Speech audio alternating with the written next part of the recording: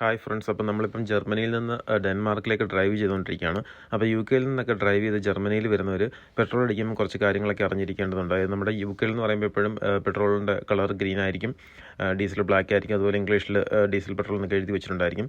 അപ്പോൾ ഇവിടെ ജർമ്മനാണ്, അതുപോലെ മിക്ക സ്റ്റാഫിനും ജർമ്മൻ അല്ലാതെ ഇംഗ്ലീഷ് ഒന്നും അറിയത്തില്ല. പണ്ട് ഞാൻ ശരിക്കും പറഞ്ഞാൽ പ്രാഗിൽ പോകുന്ന സമയത്ത് ഒരു ഉൾപ്രദേശത്ത് പഴയ ഒരു പമ്പാണ്, അതിലൊരു ഒറ്റ പമ്പേ ഉള്ളൂ, രണ്ട് നോസിലും ബ്ലാക്ക് കളറാണ്.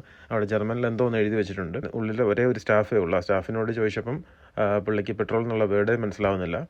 നെറ്റ് കുറവായിരുന്നുകൊണ്ട് എനിക്ക് ട്രാൻസ്ലേറ്റ് ചെയ്യാനും ഭയങ്കര ബുദ്ധിമുട്ടായിരുന്നു. അപ്പോൾ ഇവിടെ ഈ പമ്പിൽ കണ്ടില്ലേ, ഇവിടെ സൂപ്പർ E10 ഉണ്ട്, സൂപ്പർ പ്ലസ്. E10 എന്ന് പറയുമ്പോൾ നമ്മുടെ യു കെയിലെ കൂട്ട് തന്നെ സാധാ പെട്രോളാണ്. അതുപോലെ E5 ഉണ്ട്.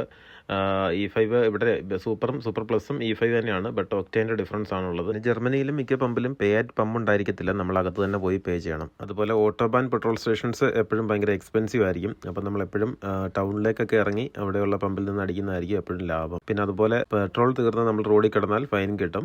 അപ്പോൾ അതുകൊണ്ട് എപ്പോഴും ഒരു ഹാഫ് ടാങ്ക് പെട്രോൾ മെയിൻറ്റെയിൻ ചെയ്യുന്നതും നല്ലതായിരിക്കും.